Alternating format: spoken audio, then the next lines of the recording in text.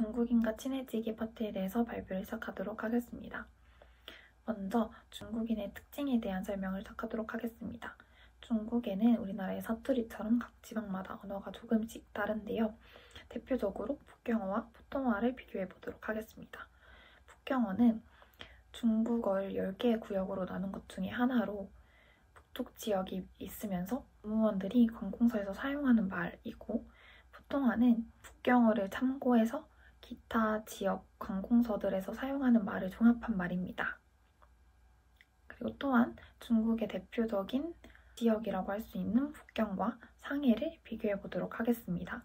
북경의 정통 가옥인 사하번을 보면은 사각형 안에 또 사각형이 들어있는 그런 형태의 구도로 이루어져 있는데, 이를 보면은 북경은 계층과 민족에 따라서 영역이 굉장히 확실하게 나눠져 있었다라는 것을 알 수 있고, 반면에 상해의 전통 가옥인 석고문을 보면 이렇게 문을 열고 들어가면 또 이렇게 문이 나오는 그런 형태로 이루어져 있는데, 이를 보아서 상해 사람들은 굉장히 단결력이 좋았다라는 것을 알 수 있습니다.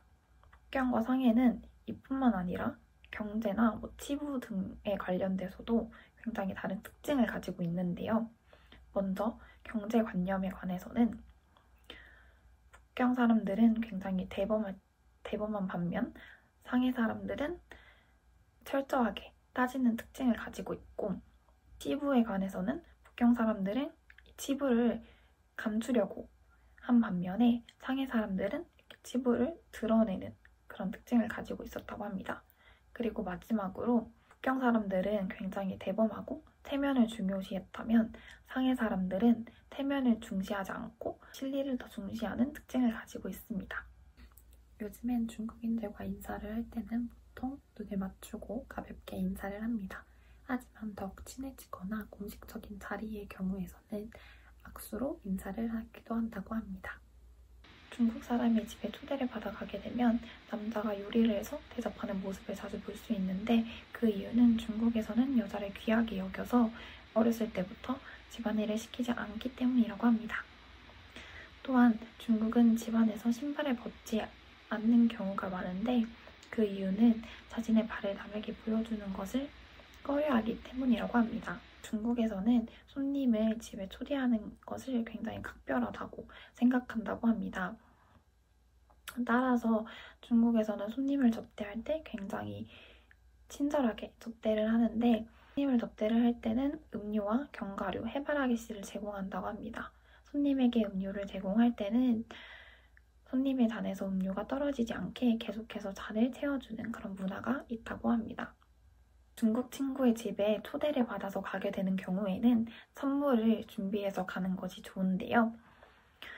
선물을 살 때에는 물건을 굉장히 꼼꼼히 살펴봐야 하고, 백화점에서도 가격을 흥정할 수 있기 때문에 적당한 가격을 흥정해서 구매하는 것이 합리적이라고 할 수 있습니다. 또한 중국에서는 이렇게 선물을 받으면은 선물을 준 사람 앞에서 바로 풀어보지 않는데요. 그 이유는 선물을 바로 풀어보는 것이 예의가 없다고 생각하기 때문이라고 합니다.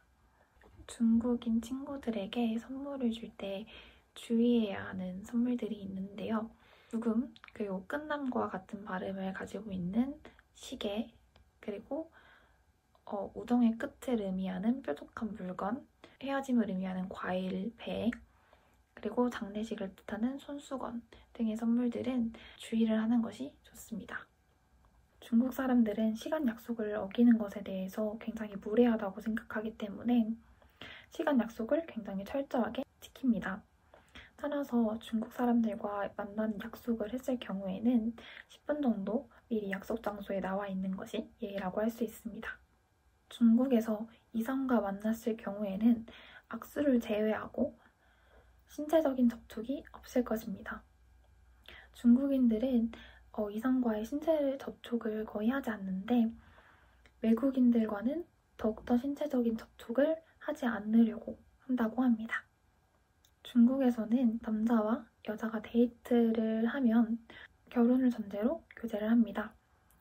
따라서 우리는 중국 이선 친구와 가볍게 만나는 사이라고 생각을 하고 있다고 하더라도 상대방은 그렇게 생각하지 않을 확률이 많다고 합니다. 미혼인 여성과 말을 섞고 친해지면 결혼을 해야 하는 그런 문화를 가지고 있는 소수민족도 존재한다고 합니다. 중국의 대부분의 여성들은 남성들에게 기사도 정신을 기대하는데요. 그 이유는 중국인 남성들은 어렸을 때부터 여성이 자신보다 우월한 존재라고 교육을 받아왔기 때문이라고 합니다. 오늘날 동성애에 대한 중국의 관점은 우리나라보다 더 개방적이고 관대하고 너그럽습니다. 이런 관점을 가지게 된 가장 큰 이유는 중국의 남성이나 여성이 자신의 성 정체성을 드러내는 것에 대해서 수치심을 느끼지 않기 때문이라고 합니다. 중국인들과 대화를 할 때에는 좀 피해야 할 민감한 주제들이 있는데요. 중국에게서 독립국가를 주장하고 있는 티베트와 타이완, 그리고 정부의 학살에 대한 내용을 담고 있는 천안문 사건입니다. 티베트, 타이완, 천안문 사건. 이 세 개의 민감한 주제들은 중국인들과 대화를 할 때 언급을 피하는 것이 좋습니다.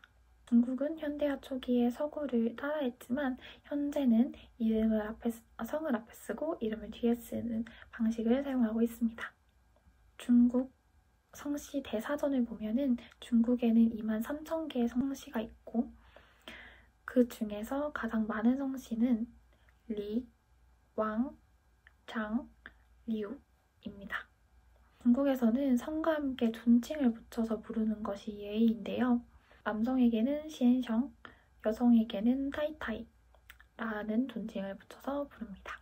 과거에는 젊은 여성들에게 샤오제라는 존칭을 붙여서 불렀지만 개혁 개방 10년 후 샤오제가 가지고 있는 이중적인 의미 중 하나가 부정적인 의미를 가지고 있기 때문에 지금은 사용하지 않고 있습니다. 그리고 또한 사람을 부를 때는 성씨 뒤에 직급이나 직업을 붙여 부릅니다. 이는 상대에게 예의를 갖추고 상대의 직업을 존중한다는 의미를 가지고 있습니다. 이상으로 중국인과 친구 되기에 대한 발표를 마치도록 하겠습니다.